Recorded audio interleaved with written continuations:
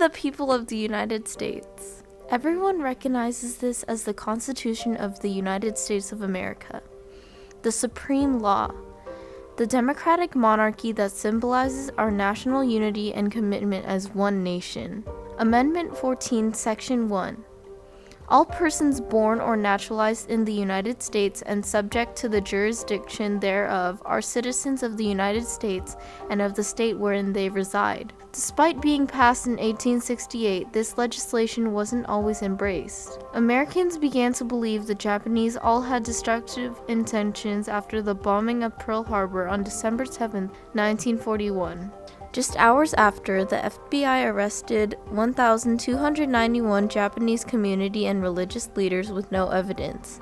We were in a panic. Our country panicked after the bombing of Pearl Harbor and acted very quickly to confine and really to imprison and take away the freedoms of the Japanese Americans. February 19, 1942, President Franklin D. Roosevelt created the Japanese Internment, where 120,000 Japanese people were relocated and imprisoned forcefully in concentration camps in the western interior of America.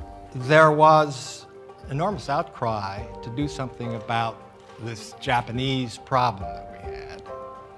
And the idea of moving them away from the West Coast was supported by the Hearst Press and the Hearst tabloids, and by Walter Winchell. This movement became known as one of the most atrocious violations of American civil rights in the 20th century. From 1942 to 1946, 10 camps were established.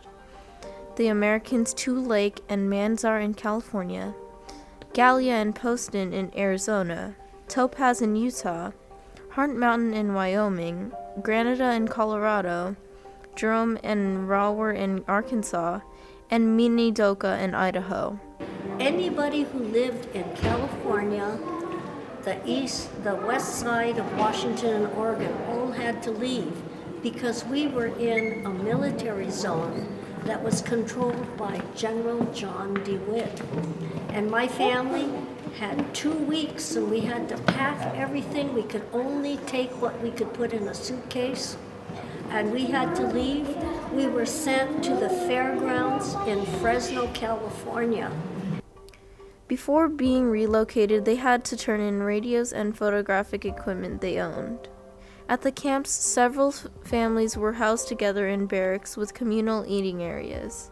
Each relocation center contained its own schools, post offices, work facilities, and farmland, all surrounded by barbed wire and guards like a prison. The reason that we're supposed to go to camp was according to military necessity, that the Japanese Americans were suspected of maybe committing sabotage or talking about anti-American life or contributing to the welfare of Japanese military, maybe.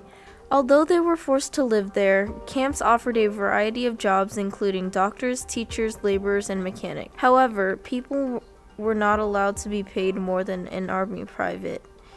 Even farmers were not allowed to be paid more than a military soldier. During labor shortage, over 1,000 internees were sent to other states to do seasonal work, and over 4,000 internees were allowed to leave the camp to attend college.